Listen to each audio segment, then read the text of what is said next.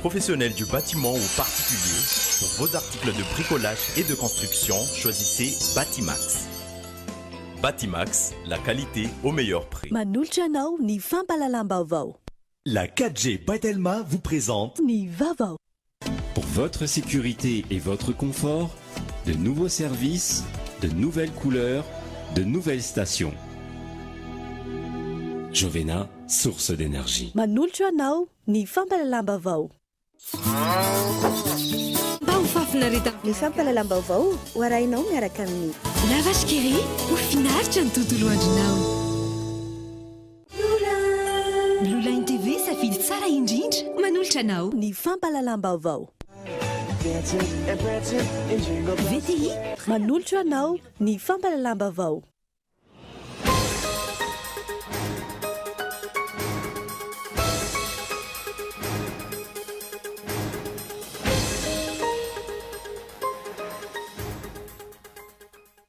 Marisarisa ny vahoaka ny nivony fokotany amin'ny fanoratana na fanitsinana anaran'izy ireo amin'izao vanim-potoana ny fanavozana ny lisam-pifidianana izao. Samy manana ny fomba ampiasainy amporisiana ny vahoaka ny nivony fokotany. 5 amin'ny zato ny isan'ny azon'ny Madagasikara amin'ny marjefy hitarafana ny kolikoly. Eo amin'ny laharana fa 250 amin'ny zato amin'ny firenena 20 amin'ny zato nanaovana fanadidina. Ny roso laharana 3 isika raha oharina tamin'ny fotoana lasa. Mihoatra ny 3.7 miliara ariary ny fatiantoky ny orinasa kiromita malagasy amin'izao fotoana izao. Raha toka nanana tombony 7 miliara ariary sy volamena 40 kilao teo aloha. Antony latsaky ny masokarenina amin'ny karana ny vidy ivarotany vokatra izay amidy amin'ny orinasa Stork International. Tsy mbola hita taratra ny fanajana ny boky nandraikitra ny fitaterana eto andrenivohitra. Taxi be folo isan-kerinandro ny miakatra kodisy momba ny fioaram-pefa ho ny kooperativa izay nanaovana fanadidina. Eo amin'ny maresan-keresam-pirenena, taorinan'ny fifambodinian'ireo tompon'andraikitry ny filaminana Amerikanina tamin'ny vondron'olona tany Qatar. Eo ampamolavolana ny fifanarahana amin'ny Taliban sy ny Amerikanina ampitsarana ny ady any Afghanistan izay efa nanomboka tamin'ny taona 2010.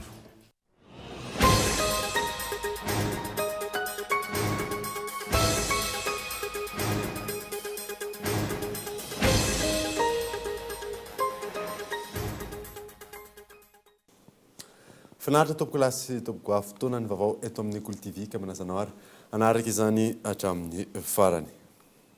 Ny anombotsika ny vaovao amin'ny ity alina ity dia marisarisa ny vahoaka eny anivon'ny fokotany amin'ny fanoratana na fanitsina ny anarany amin'izao fotoana ny fanavozana ny lisitry ny mpifidy izao. Samy manana ny fomba ampiasainy amporisiana ny vahoaka eny anivon'ny fokotany izay nanaovana fanadidina. Henri Flore.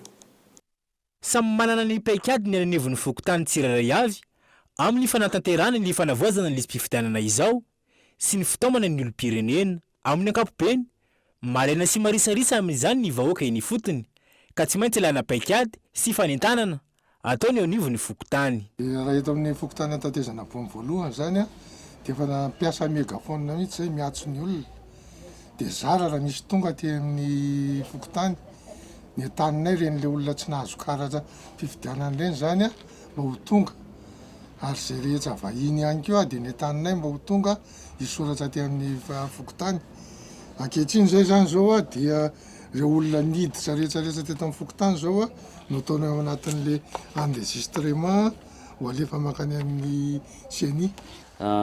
Ny eto amin'ny fokotany Nambolipotry manokana hatreto aloha dia tena hita tena malaina ny olona raha lazaina mihitsy ary tena tsy misy afa-tsaraina rony mba mandeha manantony ity mapiditra ny anaran'izay olona tao aminy na vao feno taona na tsy tafiditra na latsaka tamin'ny fifidianana farany teo. Tena ray sy roa. Ny paikadinay manokana zany dia miezaka zahay ankoatran'ny manao petadrindrina dia miezaka zahay mampilaza izay olona tonga eto hoe marina tona aty ianareo zay na tsapa fa tsy tafiditra tao anaty lisam-pifidianana. Ankoatr'izay nefa dia reny olona vao miditra vao mifindra monina dia tsy maintsy soratanay ary asany averiko foana hoe asan'ny fokotany andavanandro zany na tsy misy fikirakirahan'io lisam-pifidianana io arany. Ankoatr'izay misy ihany koa ny tetiandro avy ao amin'ny vomiera maleo tena amin'ny sanan'ny fifidianana CNI amin'ny fanangonana tsikelikely ireo mpifidy vaovao izay azo avy any anivony fokotany. Izao tsika zao zay hitanareo dia ao anaty foana isaky misy fotoana kely dia mandrafitra an'ireny aingana dia aingana. Raha ny andro ansady nefa nalefa ny apahany andiany fa 3 sady sa faharoa zay. Misy tondro mihitsy ny siany Suède moa zany miandraikitra aty anivon'ny district dia misy daty azo atao hoe ny fanarahana sy navoaka an'zareo hoe mba ny fanaterana an'izany. Dia ny andro any 7 janoary zao dia efa nalefa indray izay vita. Mino fa fandamina masa ihany koa ny andrareo mba tsy hampirotoroto loatra n'le asa any raha ohatra ka ataony. Dia amin'ny 4 febroary izao indray dia efa isy indray fanaterana mandrapatonga ny 20 febroary zany dia manatitra foana zahay. Dans 23 zay nandefa ny kahie zany nalaitry zareo teto ny kahie tany dia nametraka kahie indray zany dia efa manohy indray zao zay dia efa nalefanakio kosa tamin'ny semaine ambony. Fa maro azy nefa kahie efa indroa nandefa any zao zay dia mbola misy kahie reto mbola alefa zao amin'ny andro any. Dia efa maro aloha raha le olona tonga zany zao fa tafiditra daholo. Eo amin'le olona le tsy tafiditra tamin'iseo le tamin'ny fifidianana teo efa maro ihany tonga teto mbola misy ihany mbola mifantareo mbola misy tonga tety ihany aloha any. Dia mbola kahie farany zany loatra zao alefanay alohan'izay. Adidiny tsirairay raha ny fanazavana trany ny fanoratana anarana ao anatin'ny lisitry ny mpifidy raha toa ka tsy mbola voasoratra na ihany koa manafony ny anaran'ireo izay nifindramonina na nodimanitry. Ny 12 febroary izao raha tsy ahivana no hiafara ny fanavoazana ny lisitra ny anivon'ny fokotany. Ity lisitra vaovao ity izay ampiasaina amin'ny fifidiana ho tanterahana aorian'ny 15 ny volana May ho avy izao. 15 amin'ny zatony isan'ny Madagasikara amin'ny maridrefy hitarafana ny kolikoly. Eo amin'ny laharana faharoa amin'ny 10 amin'ny zato amin'ireo firenena 20 amin'ny zato nanaovana faniadidina. Nirosy laharana 3 isika raha oharina tamin'ny taona lasa vezora valy. Nandroso laharana 3 ary nitombo iray ny isa ho an'ny Madagasikara raha ny tatitra nataon'ny Transparency International eo amin'ny maridrefy ny fahatsapana ny kolikoly na indice de perception de la corruption taona 2024 oharina amin'ny isa azo ho an'ny taona 2024. Laharana faharoa amin'ny 10 amin'ny zato ny misy antsika amin'ny firenena 20 amin'ny zato nanaovana fanadiadiana. Danemarka no mitana ny laharana voalohany amin'ny tsy fahitana kolikoly eo amin'ny fireneny isa 20 amin'ny zato no azony.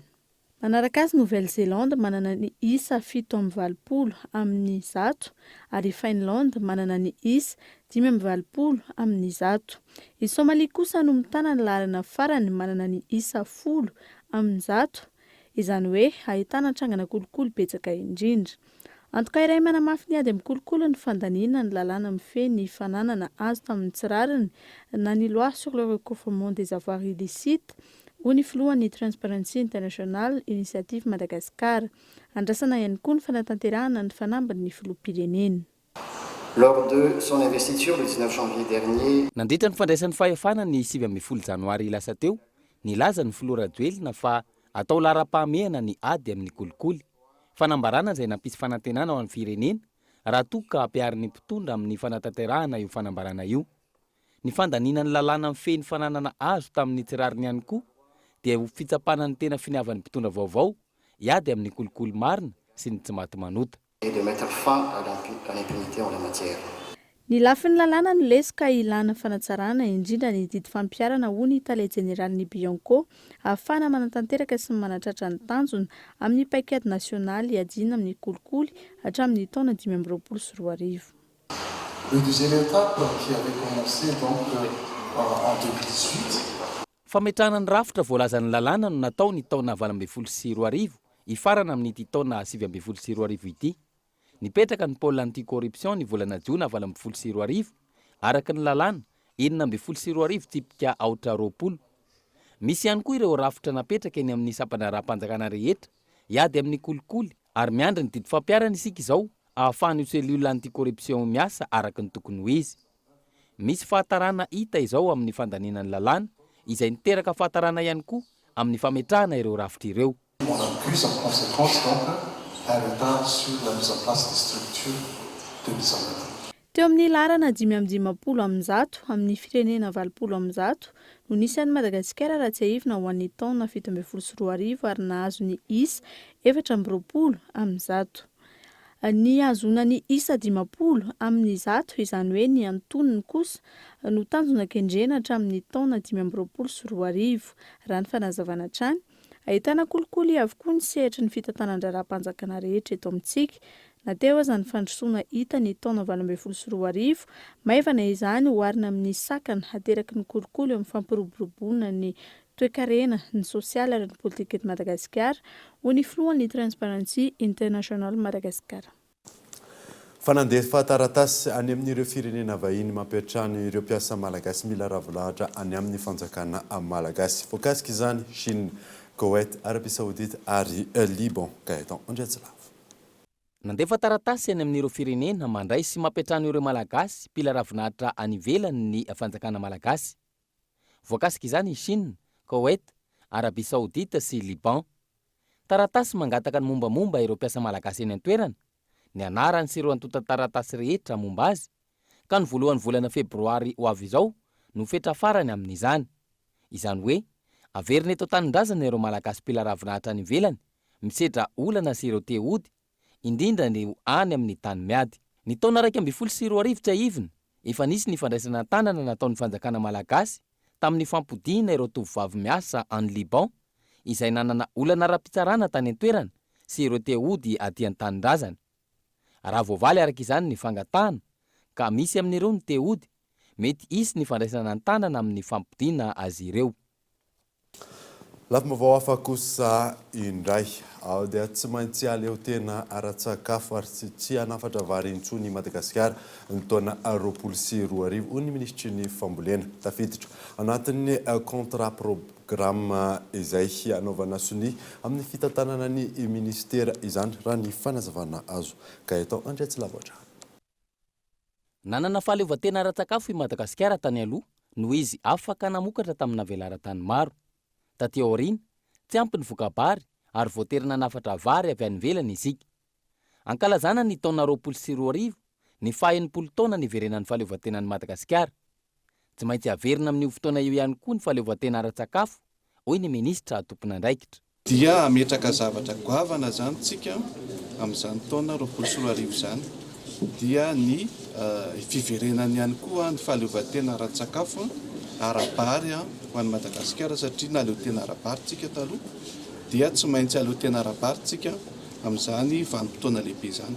Zay zany fanamby lehibe zay fa ny tena maika zany dia tsy maintsy isy ny contrat programme zay ho apetraka eo ampandaminana an'izany zany zao ny gouvernement miaraka amin'ny prime ministre dia ho hitanareo amin'ny farany herinandro satria aloha za tsy volana alohan'ny biby fa mba ho hitanareo amin'izay fotoana izay satria le contrat programme dia contrat tena vita soni ary tsy maintsy tanterahana andrefesana ny dingana vita ministera tsirairay arisan'izany ny ministera ny fambolena sy fiompiana.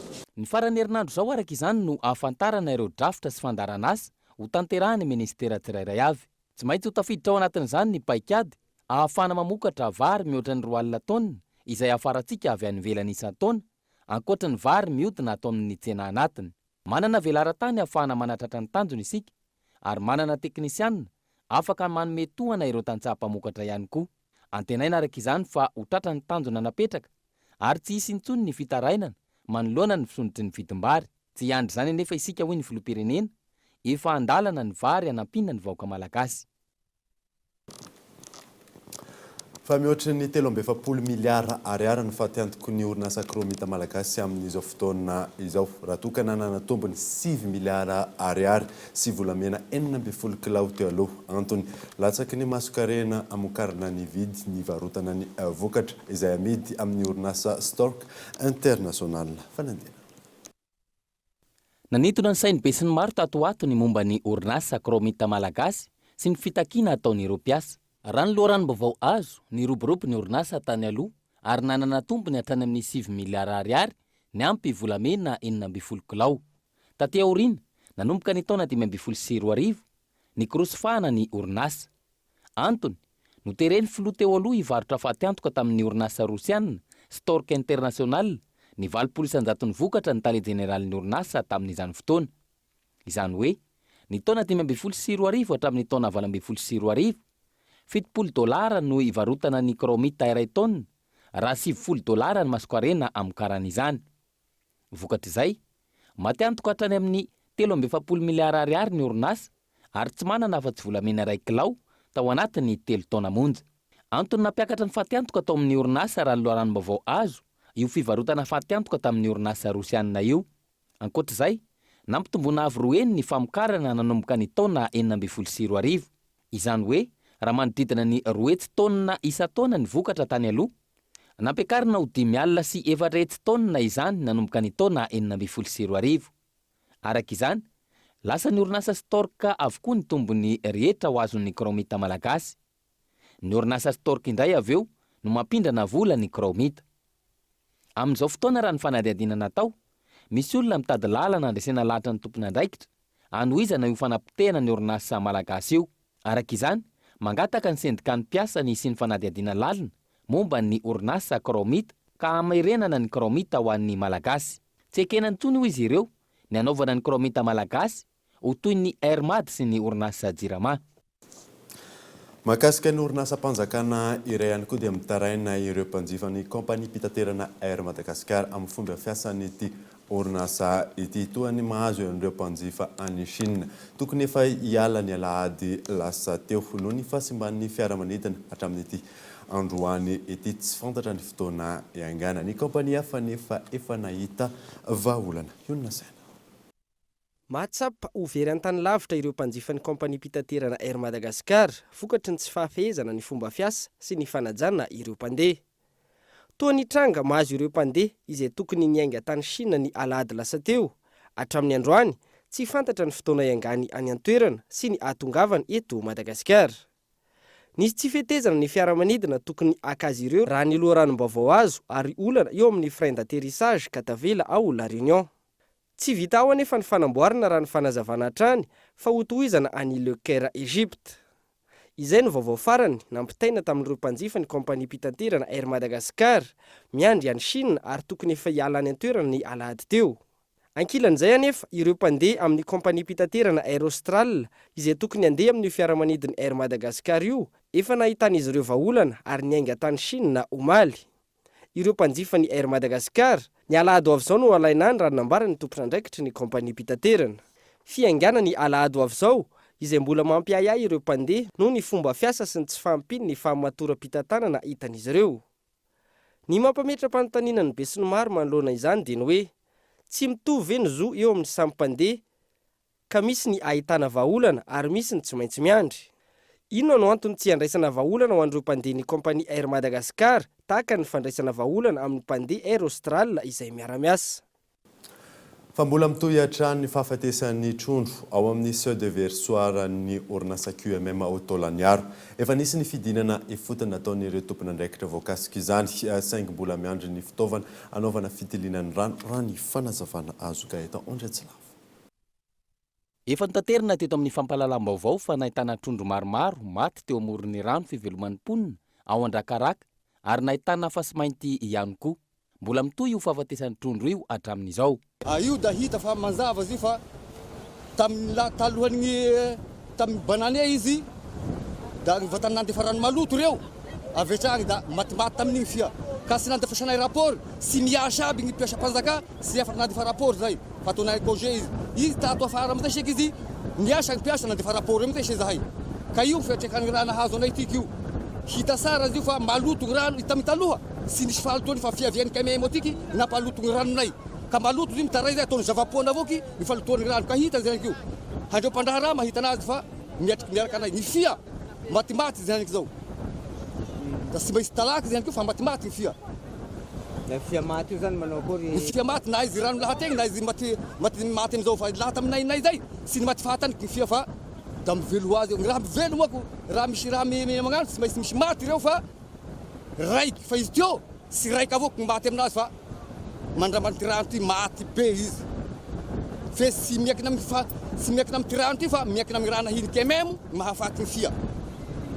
laha zay zany ahinareo kory feo misy ve gn'olo mangalaka anazy misakafo anazy mivarotra anazy sada ino raha izy tamizao nandrarako anazy maray misy fia maty gn'tetiky nao zay be vetivety ao tono zaza avetragny ao nagnarosana azy gn'etiky sy azo tono zao gny fia maty fa vo ahi visite vita visite tasaka madio izy vo zay vo atoro fa izy amizao sy azo tono fiana amizao. Efa nisy délégation maromaro nidinay fotony nijery ny tena zava-misy marina ohatra amin'izany ny taleparitry ny jona ny solotenana avy amin'ny ministeran'ny tontolo iainana ny fahasalamana sy ny taleparitry ny rano any an-toerana ny raha nahita ireo trondro maty hoy izy ireo izay nanamafy fa azo antoka ny rano fa ny nahafaty ireo trondro no mila fitsirihana izay mbola miandry fitaovana raha ny fanazavana. Hidina ty toerana aloha zahay dia nahita fa ny tohiny a dia hiditra amin'ny fanadinadiana lalina bebe kokoa zahay a fa tsy maintsy misy fitaovana mankon'izay fa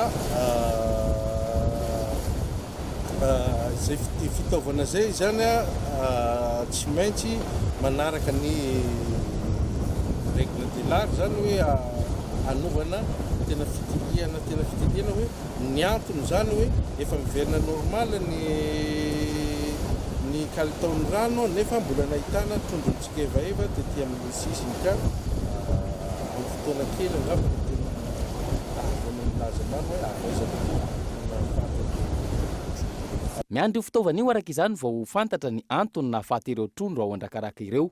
Araka izany mbola tandidomondoza ireo mponina any an-toerana miaina sy mivelona amin'ny fanjonoana. Tandidomondoza ihany koa ireo ankizy izay makaka mihinana ireo trondro maty eny amoron-drano izay mety tsy ho araky ny ray aman-dreny ny manara-maso azy ireo. Tapitra teo ny tapany voalohany vaovao anaraka dokavasotra isika ao anatin'ny tapany faharoa no ahitantsika ny fisokafan'ny station Shell vaovao eny Ankadie fo bypass. Eo ihany koa ny mahakasika ny grippe virale izay miparitaka tokoa amin'izao fotoana izao. Rehefa avy eo ary.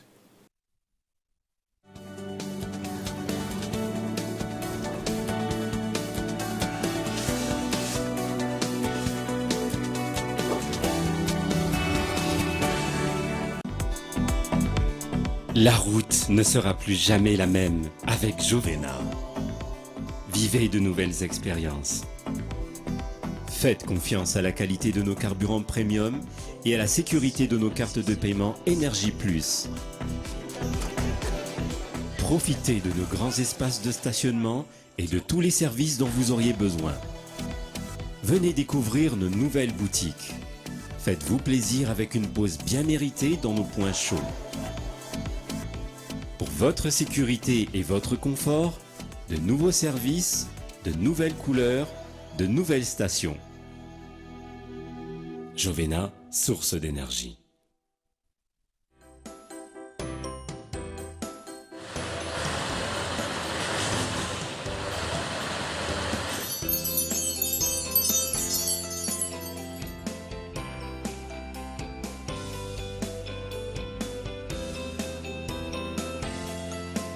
Professionnels du bâtiment ou particuliers, pour vos articles de bricolage et de construction, choisissez Batimax. Batimax, la qualité au meilleur prix.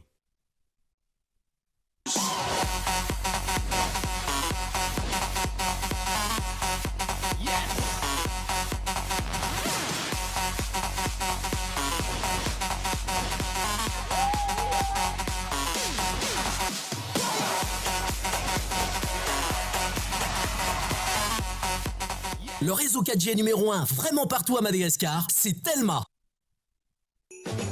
VTI, une société de conception, de fabrication, d'installation de portes et fenêtres en aluminium, volets roulants, rideaux métalliques, vérandas, ainsi que vente de vitres étoiles, vous propose la gamme de produits adaptés à votre projet et budget. Et rendez-vous chez VTI à environ 150 mètres de Galanat à la Tamati. VTI, prêt à vous servir. Misava bavondray ao anatin'ireo lavashkiri ankafizinao. Ny lavashkiri vaovao izay efa be calcium azy vitamine. Amin'izao fotoana izao dia mbola miampy fera indray. Ilain'ny ankizy amin'ny fampiasana vatana sy saina, eny fa na ny lehibe ihany koa ary. Matsiro sy mampazoto homana foana mba ho fafina reta amin'ny mpianakavy. Lavashkiri ho finaritra ny tontolo andronao.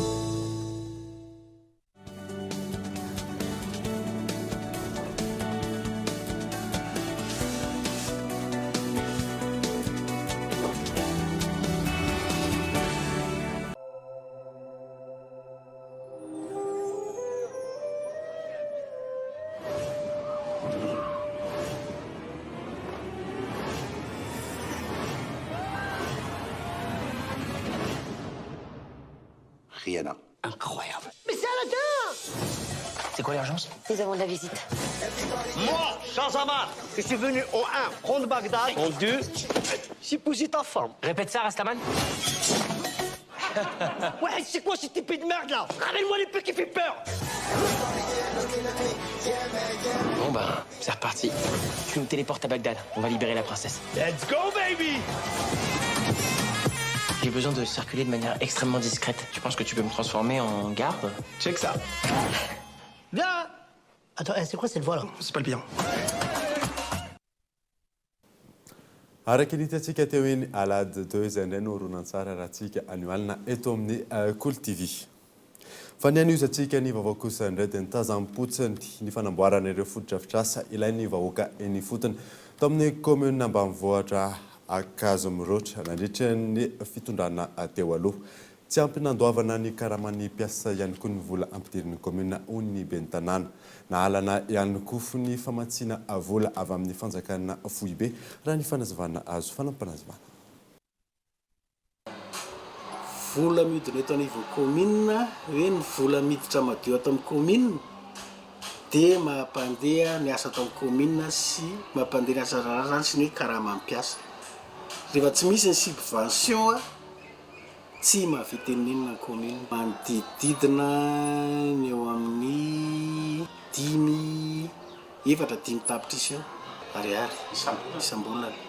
Ohatrany hoe ny voina voajanahary kitapitapoka ohatra tsy hoe zao fa nisy latsahapotaka le trano latsahavaratra reny zao mba hitan'ny commune hoe ampiana satria amehana tafo varavarana satria mahabo ny tranony. Sokony mboka any ambanivohitra misy roa zao kipaka ny rambodanitra tamin'ny rotokom-bolana zay tsy vitan'ny commune. Tena tsy zao mpianatra tsy mianatra amin'izay fokotany anankiroa zay. Tontolon'ny fitaterana kosa indray dia mbola tsy tantaratra ny fanajana ny boky andraikitry ny fitaterana eto andrenivohitra taxi be 10 isan-kerinandro no miakatra kodisa momba ny fioaram-pefy hoy ny coopérative izay nanaovana fanadidina azo alainy tahaka amin'ny fanajana ny lalàna amin'ny feny fifamoivoizana izay noraisin'ny prime ministre faranteo hoy ny mpanara-baovao Yves Richard. Anao zao hoe mitsoraka tara dia tsy maintsy voasazy. Dia misy le tsy mihodina any amin'ny Coran Coran korondany ery zany mila mihodina any amin'ny rond-point any amin'ny Coran mihitsy zay ho tsy mahazo manitsy amin'ny rond-point. Dia ireo zao voasazy ireo hitanao reo. Dia ohatr'izany koa ato ambany ato. Dia chauffeur receveur indray zao ty tsy manaja miteny ratsy izy sady tsy manaja brown mamadika plaque dia mahavoasazy. Mitovy ihany ny sazy nisy le 98 ty. Dia 97-69 zay nanary olona andalana zany dia tsy mahasa 7 andro. Dia mihodina andalana ohatr'izay ty ambany farany ambany ty. Tsy fanajana mpandeha fihodinana andalana santionana amin'ireo tsy fanajana bokona andraikitra amin'ny feny fiara fitateram-bahoaka matetitranga ho an'ny zotra 420 mampitohy an'Amboditsiry sy Tanjombato no hoadiadina. Taxi be 10 isan-kerinandro no miakatra kodisy hoy ny filohan'ny coopérative. Misy lalàna sazy mifandraiky amin'izany raha ny fanazavana. Ny fepitoana dia arakaraky ny zavatra ataon'ny tsy fanarahan-dalàna fa manodidina ny 3 andro ka hatramin'ny 10 andro ny sazy azy mivoaka ato amin'ny coopérative. Tsy maintsy mpanarahana lalàna foana isika raha mbola te hivoatra. Ankehitriny moa zany efa mivoaka ny cahier de charge hivoaka avy amin'ny commune urbaine Taneba vita sonia dia tsy maintsy misy ny fanarahana izay cahier de charge zay tsy maintsy arahana tsaka sy andavana. Tsy tokony andeferina ny fioaram-pefy hoy ny mpanjifa. Tokony hamafisina lalàna sy ny sazy mifehy izay tsy fanajana ny bokona andraikitra iray. Azo alainy tahaka amin'ny fanajana ny lalàna amin'ny feny fifamoivoizana. Ny fepetra andraisan'ny prime ministre farany teo momba ny fampiarana ny fampiasana ny girofara sy ny tsy fahafahana mandeha amin'ny sens interdit hoy ny mpanara-baovao. Ohatra lehibe ho an'ny fanajana sy ny fampiarana ny lalàna avy amin'ireo mpitondra izany ka tokony hampiarana izay rehetra mampiasa lalana. Porofo manambara ihany koa fa misy ny finiavana nova ialana amin'ireo fomba fanao miteraka elanelana eo amin'ny vahoaka sy ny mpitondra. Andrasana arak'izany ny fahatsapatena ny rehetra mpampiasa lalana isorohana ny voka-dratsy ny fioaram-pefy toy ny loza ny mpifamoivoizana sy ny maro hafa.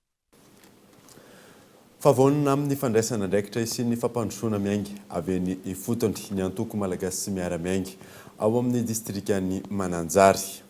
Ny fifanomezan-tanana ny fiarametan'ny rehetra no ampinga iray ahafahana mampandrosan'ny Madagasikara raha ny fanazavana azo iona saina. Tontosa teto antapon-tanànan'ny Mananjary ny fiandohan'ny herinandro teo, ny fivoriana teo amin'ireo mpikambana eo anivon'ny antoko malagasy miara-miainga sy ny TMM Mananjary. Isan'ny nivohitra nandritra ny fivoriana ny fahavononan'ny mpikambana rehetra ifanometanana amin'ny fitondram-panjakana ahafahana mampandroso ny fokontany, ny commune ary ny distrika misy azy ireo.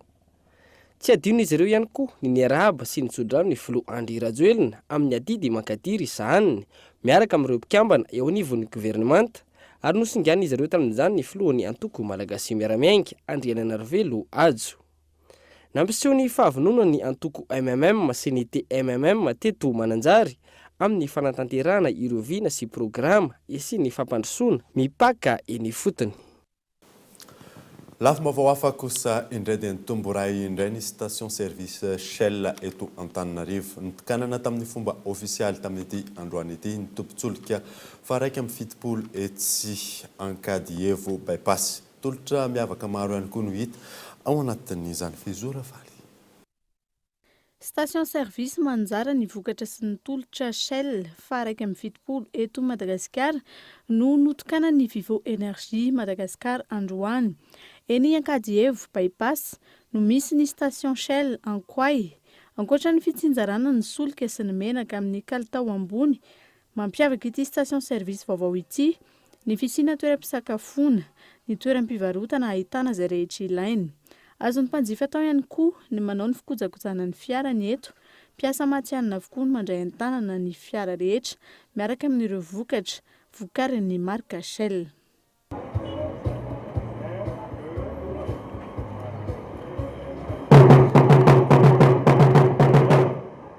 Izy ity dia anisan'ny station Shell lehibe indrindra eto Madagasikara satria naorina eo amin'ny tany velara-tany 7000 m².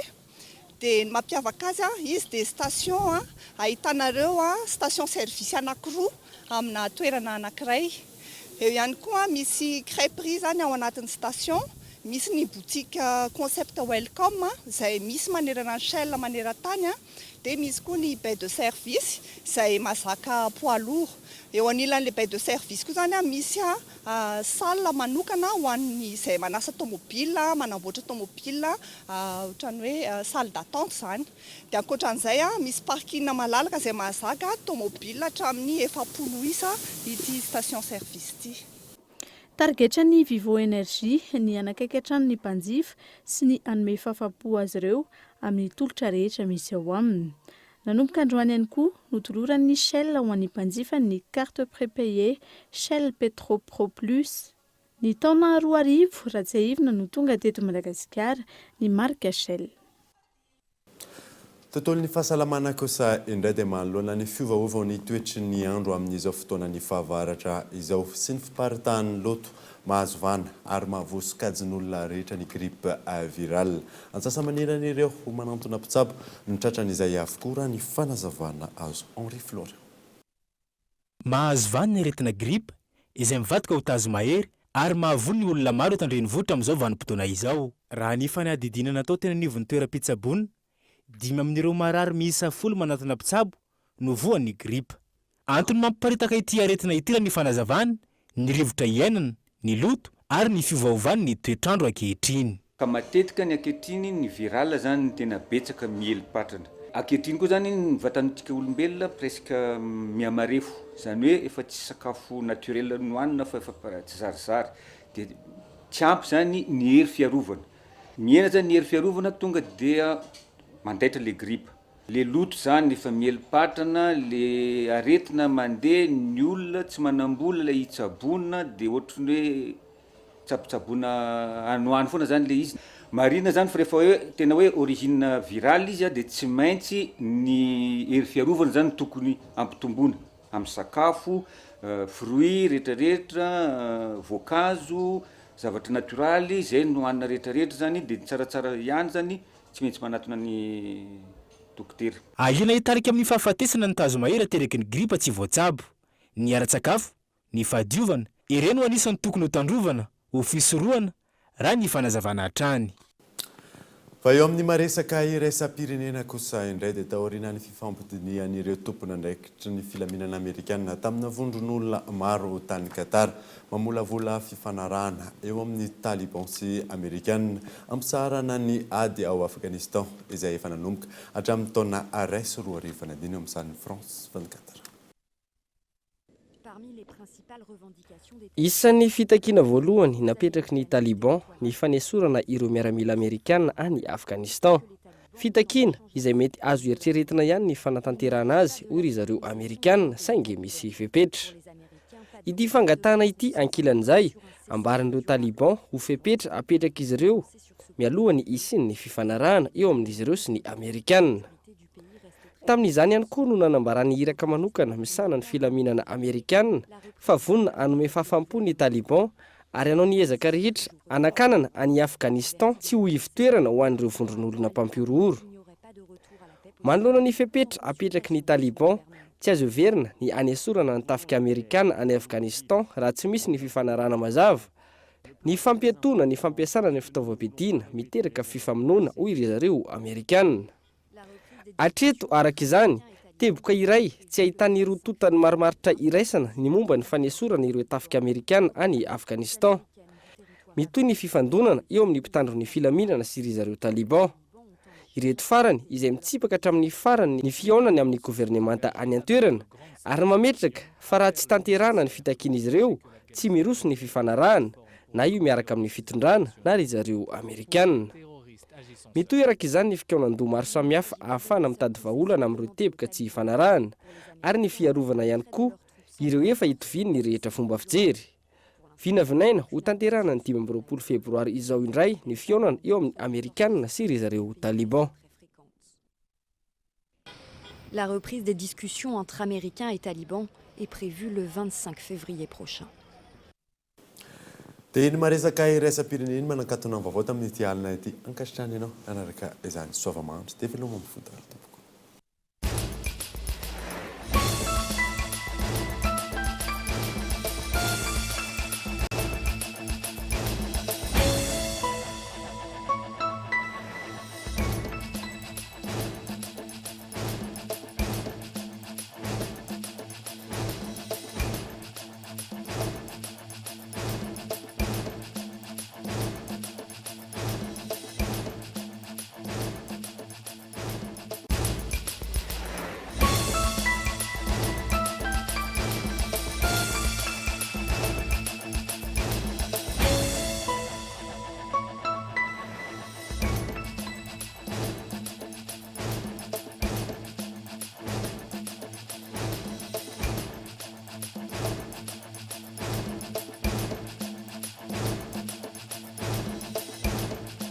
La 4G Batelma vous a présenté Nivavo.